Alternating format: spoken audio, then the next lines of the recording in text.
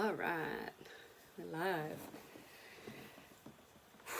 So, welcome to episode 2 of Little Life, Big Loss, a podcast that I've created to talk about baby loss and my little girl Millie. We just lost her 5 weeks ago. And I originally recorded episode 1 to just kind of share our story so that I could kind of share what we've been through, and then I plan to interview or have conversations with other lost families. And just throughout the week I've had such amazing feedback about episode 1 and sharing what we went through in the week that we had Millie. And I just had so much more to say, but the episode 1 was already an hour long, so I was like, okay, calm down, Rochelle. So I just thought I really wanted to record episode 2 as a part 2 to my story, and just share what it's like to be postpartum for a mum who's lost her child. And I was like, okay, what am I going to say? Do I plan it? And I'm like, I just have to let it all out. I'm having a really sad day today. I think for the last 5 weeks, 6 weeks, so we lost Millie 6 weeks ago, and I think it's only just hit me. I think for the first 5 weeks I was definitely in shock. I felt numb. It didn't feel real.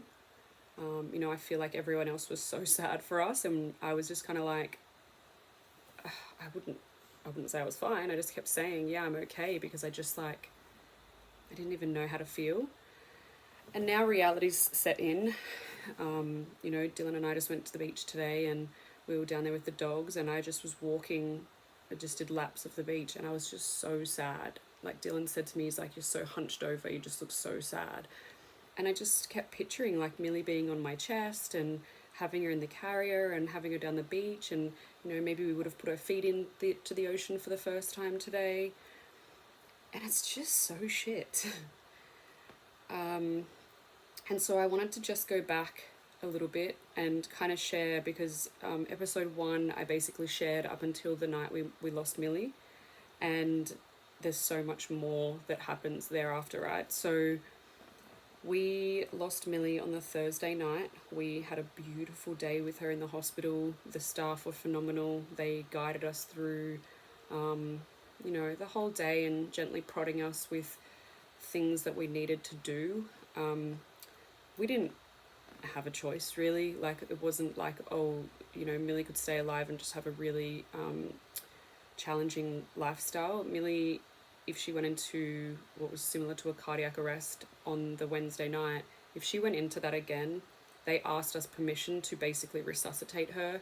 But because she had such fragile bones, she has a genetic disease called CDG, and because she had such brittle bones, if they did a resuscitation on her, they would have broken her bones, they would have broken her ribs, and so we just couldn't do that. So we had to be guided through the day and the process to basically slowly remove her pain relief and her medications, and then remove her oxygen. And we chose to do that in my hospital bed. So I was 5, 6, 7 days postpartum. I'd just had a cesarean. And I just wanted to note there, I feel like maybe people would have a lot of fear around cesareans from our story, and I don't want that to be the case. I did so much research leading up to the birth. We were originally going for a vaginal birth. We were choosing to be induced initially, just because I guess I wanted to have control. I wanted to know the date. I wanted to know when we're going in. I had a lot of anxiety around spontaneous labor. And then when Millie was breech, I guess that choice got taken off us. It's not safe to do a vaginal breech birth. And so I was very committed to the cesarean. I actually believe that Millie would not have perhaps survived birth if, 1, we didn't do the cesarean, and 2, we didn't have the medical team that we had with us. So we had a phenomenal team with us, very experienced obstetrician, very experienced pediatrician. And I do believe those 2 things, having the cesarean, so not putting the pressure on Millie to have a vaginal birth, and having the team with us, I do believe that that's why we got the extra 6 days with her. So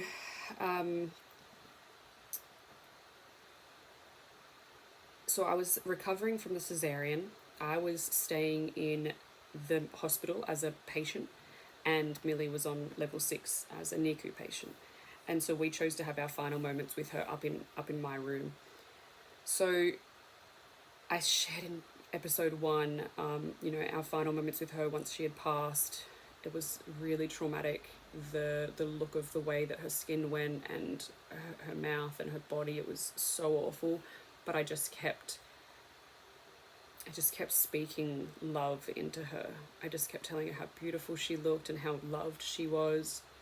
I just felt like her soul was still there and she could still hear us. So, and then I guess from there we had the opportunity to stay in the hospital, and everyone would do this so differently. Like, there's no right or wrong way to do any of what we've just been through.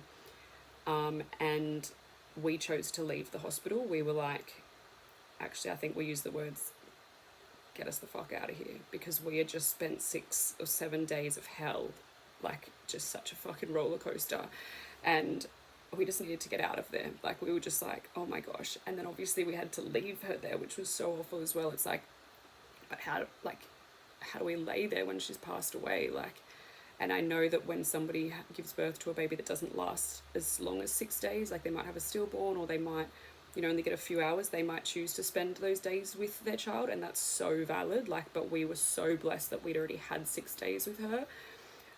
But leaving her was so hard, but it was also so hard to stay and see her in the state that she was in. And we had a lot of friends and family who were in the hospital visiting us that day, and they waited around. So we got told that once we took the oxygen off Milli, she might have taken 1 breath, or she might have breathed on her own for a day, a few hours. Like, but they didn't know, and we didn't know. And I actually thought we'd be there for a long time, but Dylan had a feeling that we'd be going home that night.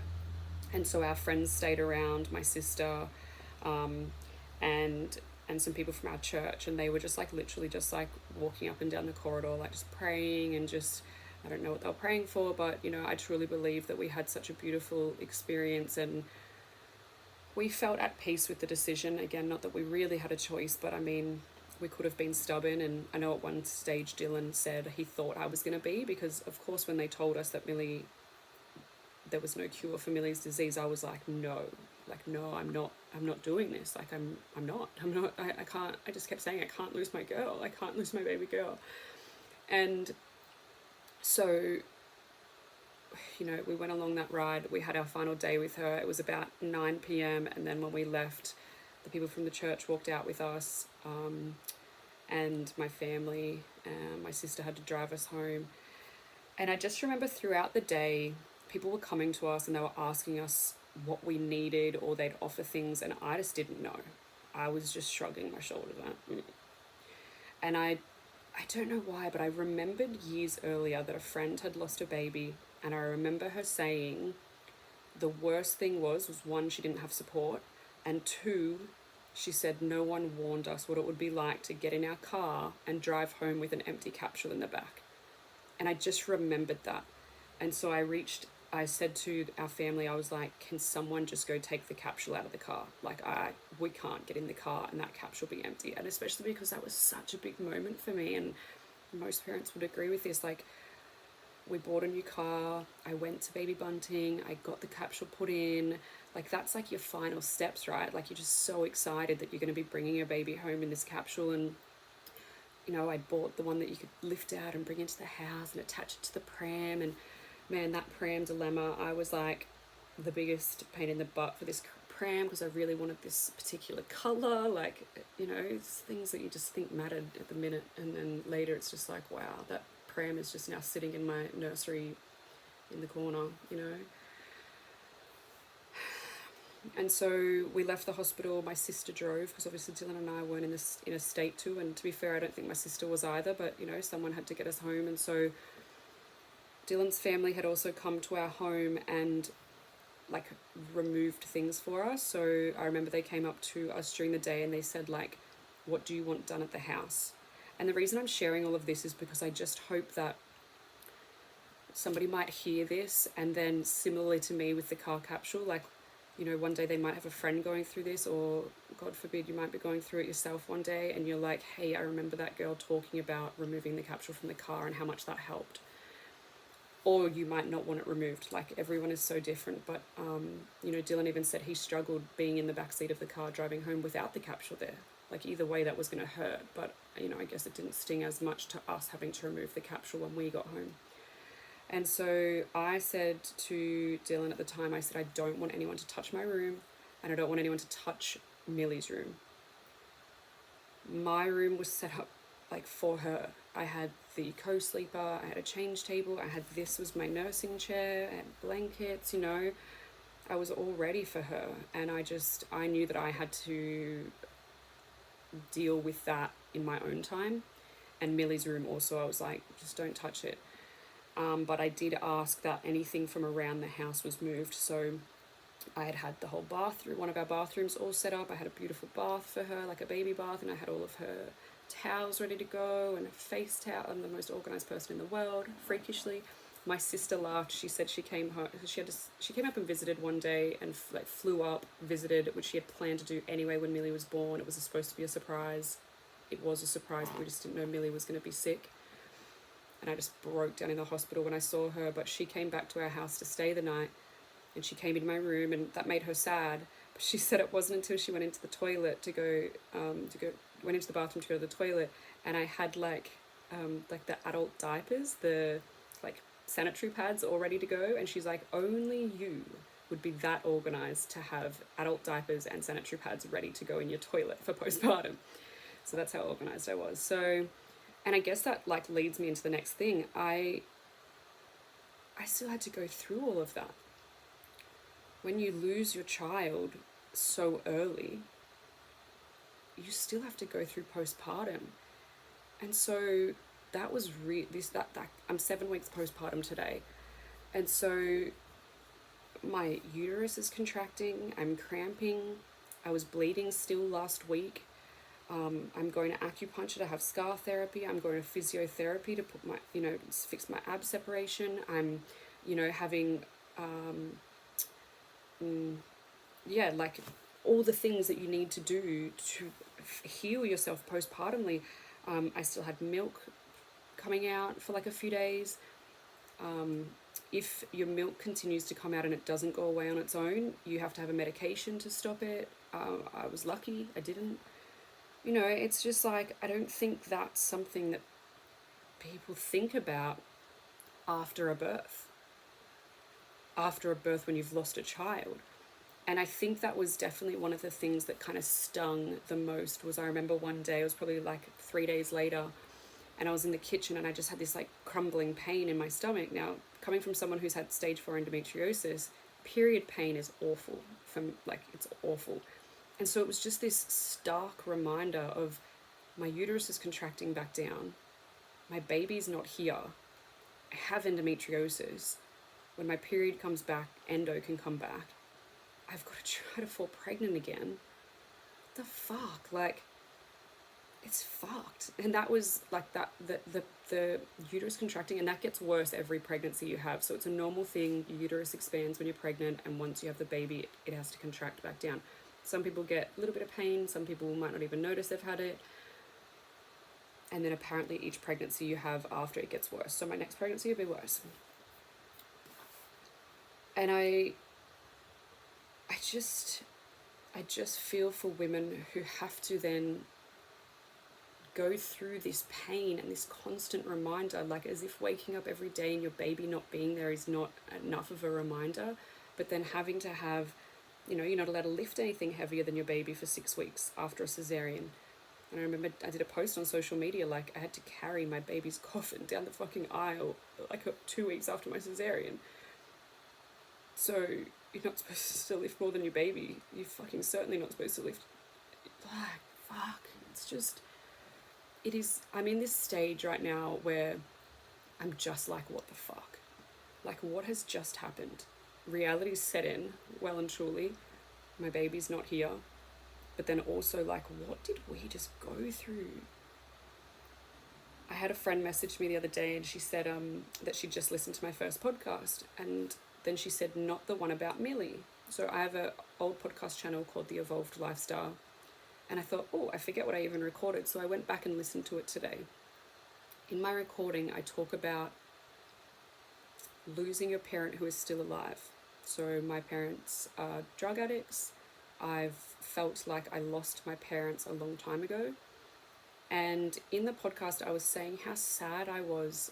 My friend had just had a baby, and then her dad died suddenly, and then it was his birthday, and then it was Father's Day, and I felt so sad for her. I felt so sad that she has just brought life into the world. She's so excited. She's got this new baby, and then she loses her dad, someone who she was really close with. Then she has to celebrate his birthday without him, and then she has to celebrate Father's Day without him. So she's grieving the loss of her dad, but she's also celebrating that she's having her first Father's Day with her husband. And I just turned up, I got to the acupuncturist this morning after I'd listened to the podcast, and I was telling her, and she said, what did that make you think or feel? And I said, I just feel so sad because this week was Dylan's birthday and this Sunday's Father's Day. And we birthed our baby 7 weeks ago, and now we don't get to spend Father's Day with Milli and Dylan. And I was like, I had so much compassion for my friend who was going through such grief and heartache. Why don't we have as much compassion for ourselves? And it was just such a reminder for me of like, hey, what we're going through is so bad, like so bad. I hope we never, ever have to go through heartache like this. I don't even want to imagine what's worse than this.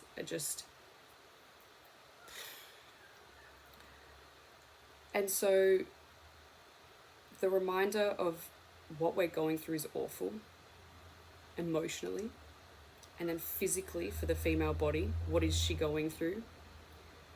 Now, a lot of people have been asking us, and they didn't ask it straight away, but, are we going to try again for more babies?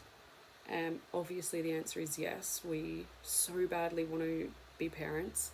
And in that podcast, I even talked about how, I think I recorded it like 3 years ago, and I was saying like, Dylan and I are going to start trying to have babies next year. We're so excited to, I didn't even say try. Dylan and I are going to, start a family next year. I didn't realize how long it was going to take us, and I didn't realize it was going to be so much trying. And so, yeah, we want to be parents so much. We are parents, I know that, but, we so badly want to have our babies here. And so I haven't shared yet. I guess I'm still trying to come to terms with it, but we went and saw the obstetrician about 3 weeks ago, so I wasn't supposed to see him until last week, like the 6-week postpartum fucking appointment. But he called us in early because he knew we had been out to see Dr. Ong, and Dr. Ong is the fertility specialist. So we have to do IVF now.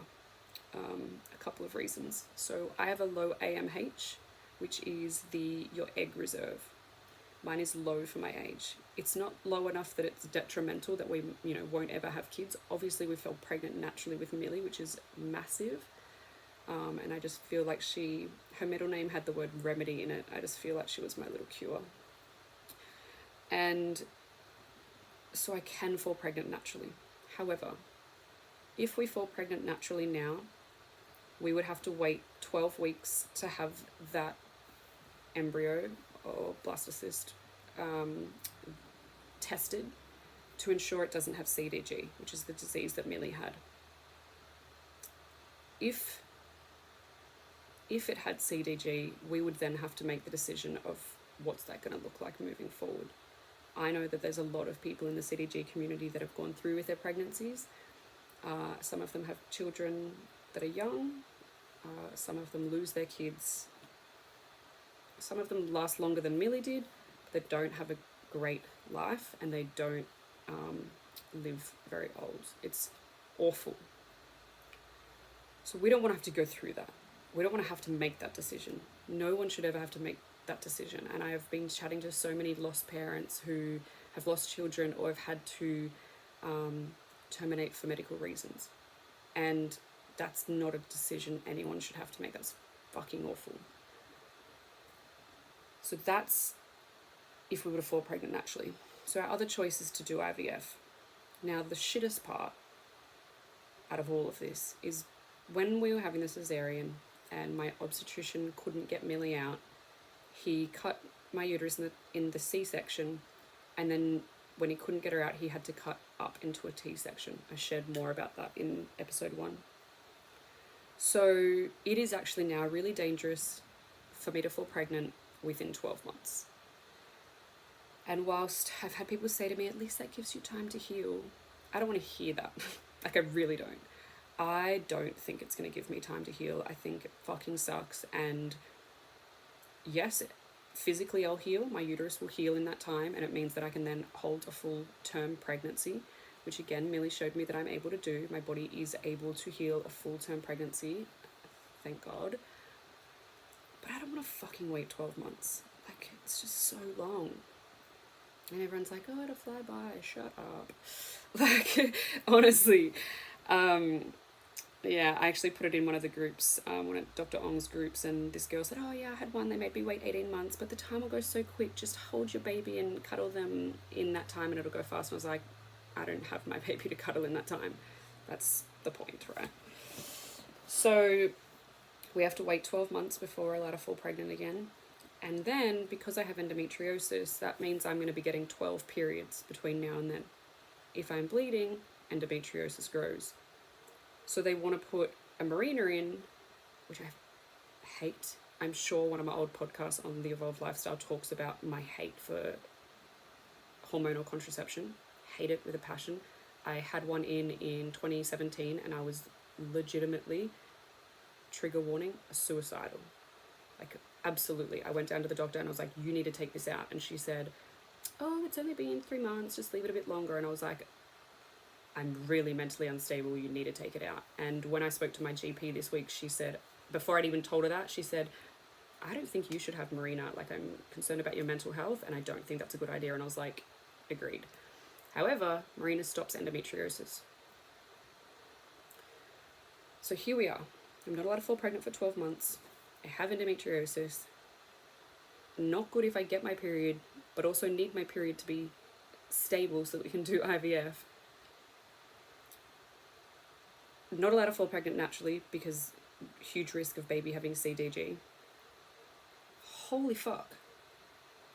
Do you know what a head fuck it is when you have gone from trying to fall pregnant for 2 years, literally timing sex, having sex so much, doing this, taking this supplement, doing that, trying, 17 months of not falling pregnant, finally fall pregnant, you lose your baby, she dies 7 days after being earthside, and now you're told, use condoms, use the Marina, can't fall pregnant for 12 months. Now we're scared to have sex because what if we do fall pregnant, then we can't keep it, we'd have to terminate. What the fuck?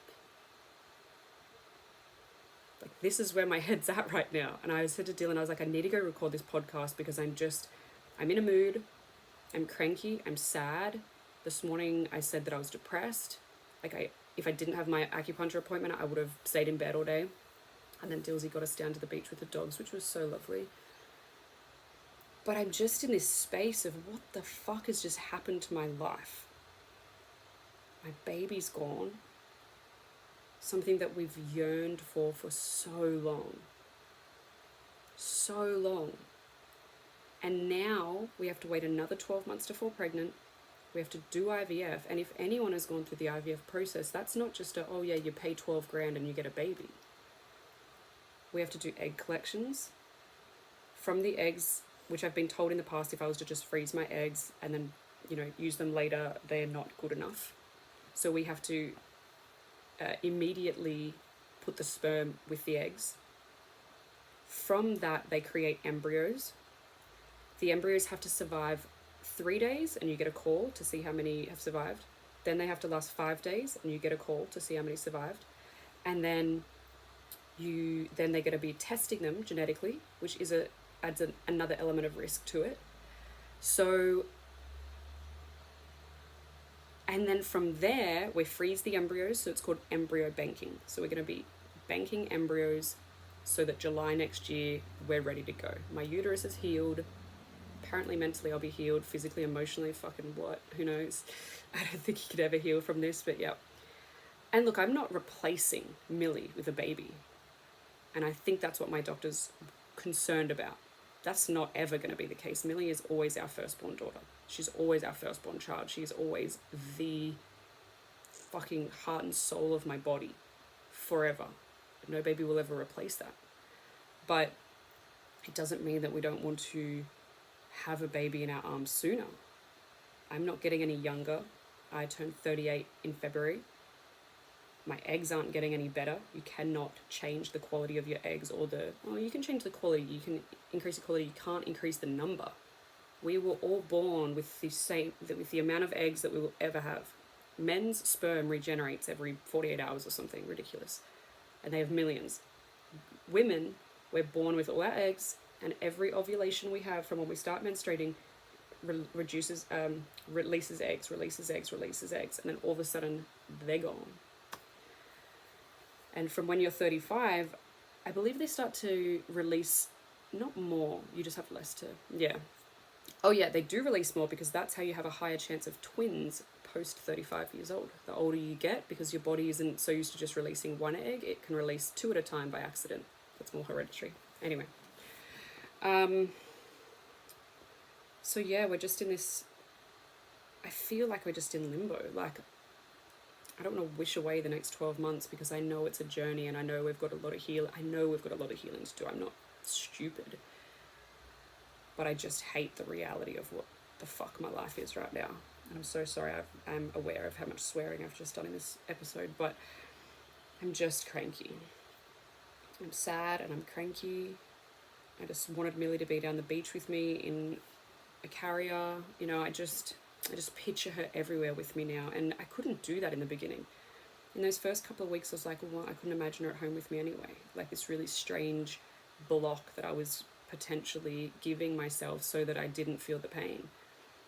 And now I just picture her every day, being in the car with me, coming to the shops with me, sitting here with me, like what I would give to be breastfeeding my child right now, bottle feeding her or whatever I needed right now in this chair. Like it sucks so much. I've made friends with some beautiful women on social media, and yeah, like everyone's stories are just so similar yet so the same, but we all just feel the same pain, like we really do. It's just like, I was chatting to one girl last night, her baby died in January, and she said, I wish I could tell you it gets easier, but in fact I think it's getting harder.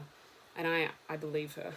Like, I know I'm only 7 weeks in or 6 weeks in. It feels like 7 weeks of trauma because the first week was such a fucking roller coaster as well. But, you know, I don't know how this gets easier. And I don't think it does. As everyone says, you just learn to live with it. So yeah, so we're planning a trip to the US. And I said to my sister today, I said, it just sucks. I'm not excited for it because I'm only going because I don't have Millie. Mexico or Millie? Like, I just wish we were here with our baby. So, I don't think this podcast needs to go for too much longer. I just really wanted to share, I guess, how hard postpartum is in general. A lot of mums would be listening going, yeah, postpartum's really fucking hard.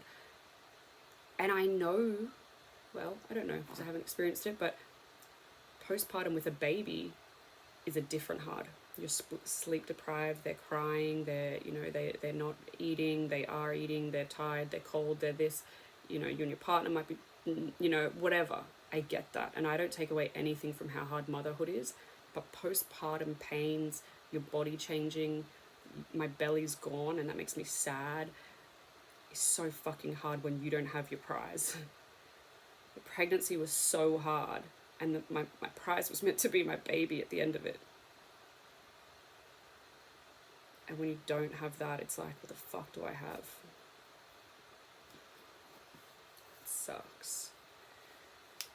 So I think from here, our journey will be, my GP is going to talk to my obstetrician about not using Mirena, but perhaps using the copper IUD instead, which is a non-hormonal contraception, so it will stop us from falling pregnant naturally.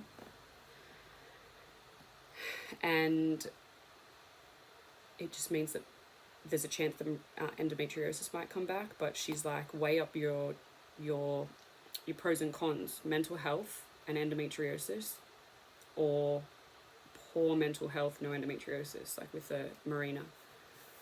We will start IVF probably when we get back from the US. So again, my doctor thinks I'm starting too soon, but for me, I feel like we can't fall pregnant till July. We know that. But at least we can start making steps towards it. My eggs aren't getting any better. I'm not getting any more eggs. So the sooner we start to collect eggs while I'm ovulating, we take the eggs, we make the embryo, we test them. By March next year, we're going to know how many embryo we have in the bank, if any. That's reality. But I know Milli's going to sort us out. Milli's fighting for her siblings, I know that. But reality is, some people really struggle to get eggs, to get embryos, for them to survive 5 days, to be frozen and to be tested. And then they have to implant it in you at the perfect timing, and it has to stick and become a baby. They're the odds of IVF. And for every thing you do, $12,000. This is not a walk in the fucking park.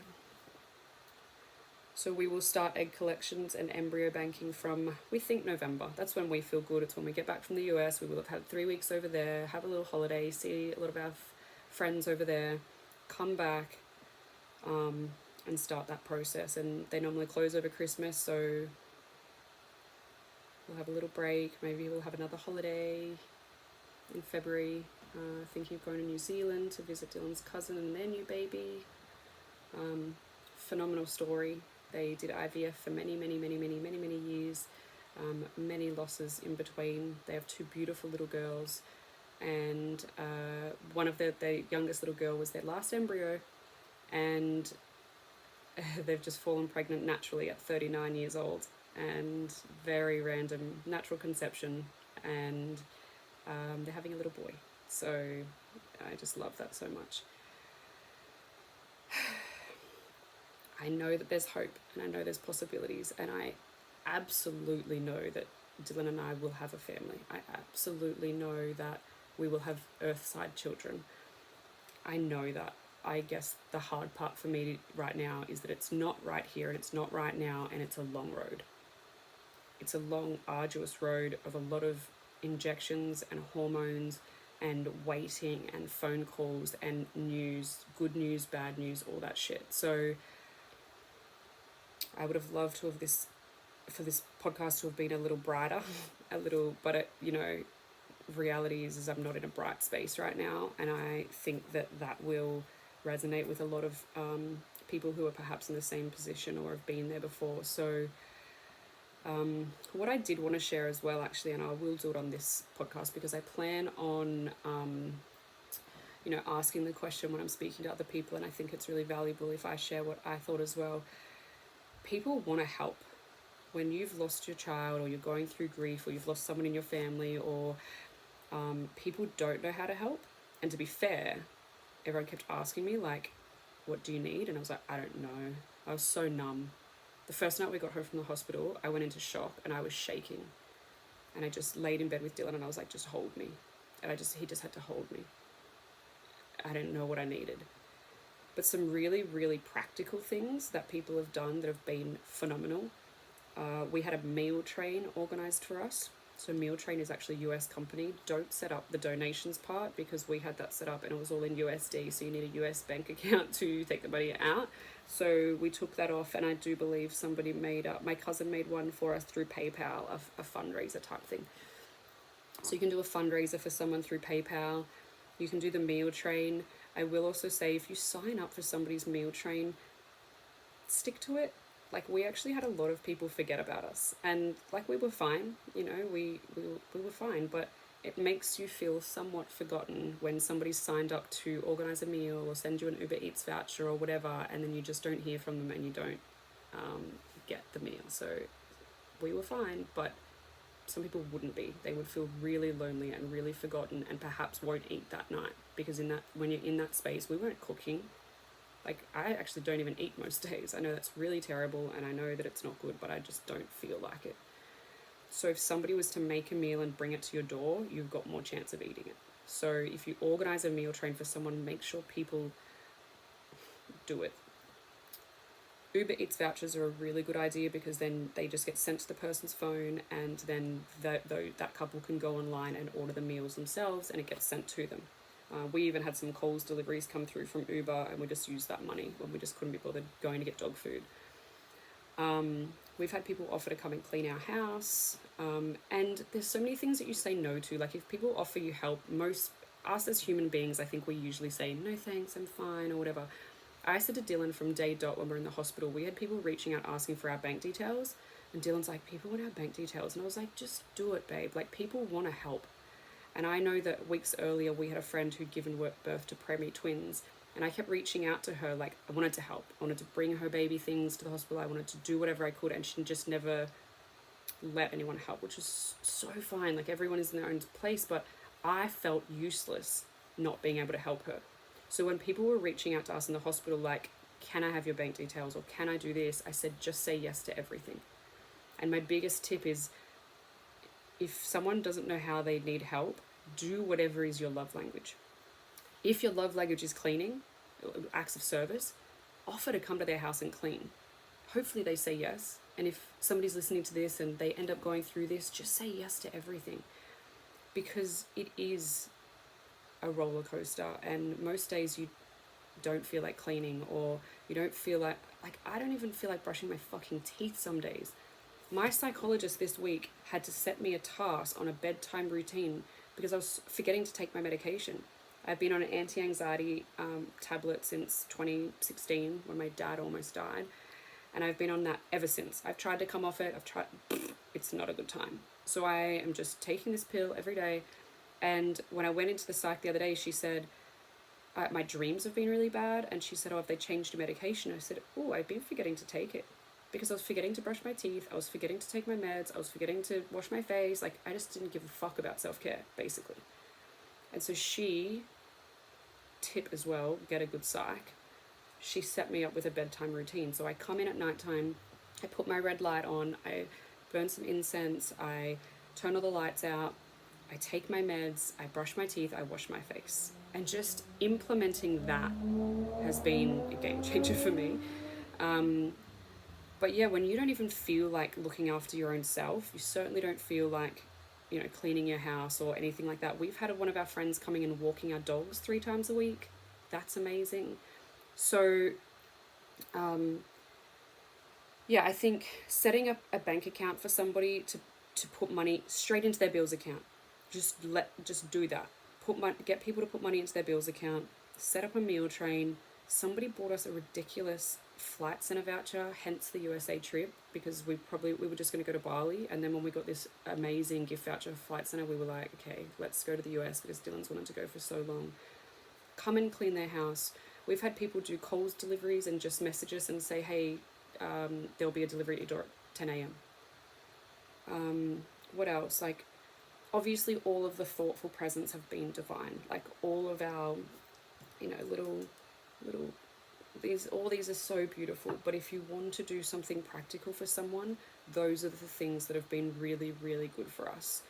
Remembering when a woman is postpartum from a cesarean, she can't drive. So again, I didn't have my baby and I couldn't even fucking drive myself to the doctor.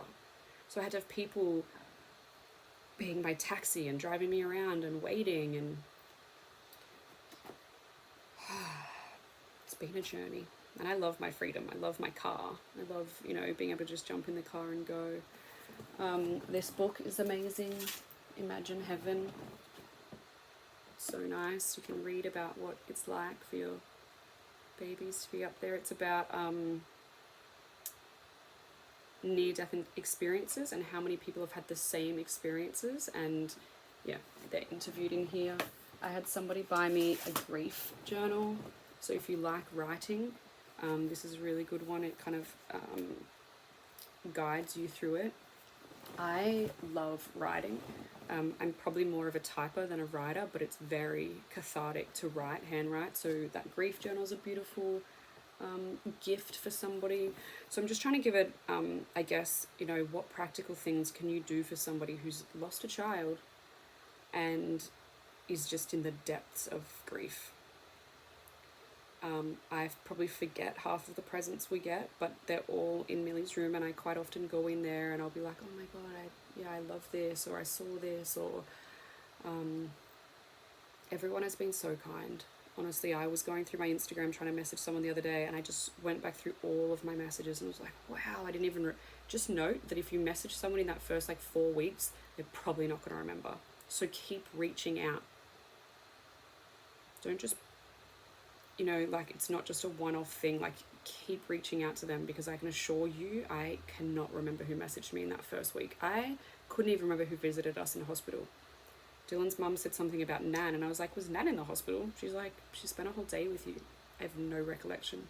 My memory from prior to Milli's birth is almost non-existent. And that's trauma.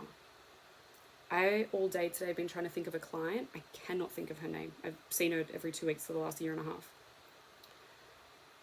And I know that, well, I hope that will come back. I hope my memory will come back. But honestly, the last 7 weeks has been so traumatic. Specifically that two. 1 week of Milli, Earthside, and then probably that 1 week after, organising the funeral. That was so, it's just not something anyone should ever go through. So I hope this podcast has been helpful. I hope that, as I go through and I start to have conversations with people, I figure that they're going to be somewhat similar, but also very different. The things that I feel were really helpful for me, maybe not helpful at all for others. I know that when we first got home, we just said to people, we do not want a quiet house. Like, we just want all the visitors. We do not want to be alone. And it's funny because I normally love being alone in my home. I don't like drop-ins, like don't call in unannounced, but where this, for the first like week or two after, I was like, I do not want to be alone. Dylan did not want to be in silence. And we just had a friend lose their baby last week. I went to their funeral 2 days ago, and the husband said, oh, we just don't want anyone in the house. So everyone is so different, no matter how similar our stories are. So I really look forward to the honor of having lost parents on this podcast. It'll, interviewing, conversations, however it might pan out or work, whatever they feel comfortable with. I really look forward to sharing what worked for them, what didn't work for them. And I'm really praying that it is a healing space for, one, people to share their story, but also a healing space for others to hear our stories. Because I've already had so many people reach out who have lost children and just say it's so refreshing to hear the rawness that you speak of this.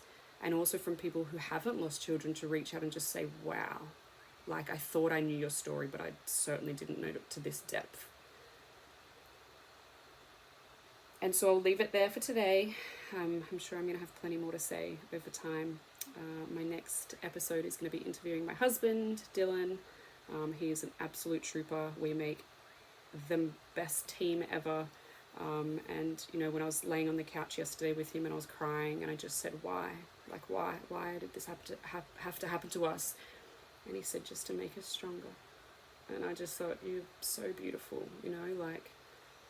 he's an incredible man, and we've been on a journey for the last 4 years, and it hasn't always been easy, but I tell you what, with perseverance and hard work and professional help and, just constant communication and respect, we have gotten to a really good space. And we can't wait to bring a baby Earthside. We can't wait to have Milli's siblings.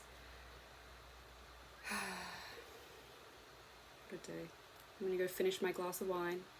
Dylan said nobody drinks red wine at 3 o'clock on a Friday afternoon. I was like, I do. And I'm sure you all do too. Thank you again for listening. I love you all. I appreciate your support, your love, your messages, your gifts, your prayers. I love receiving messages like that Milli was in the sky tonight when it's bright pink, or that you've seen a rose or that you've seen a sign. I really, really love that. And if you know anyone else that's lost babies, reach out to them and share that baby's name. When I see the name Milli and I see that you've thought of her or that you talk to her, honestly, it makes my heart sing. So don't stop doing that.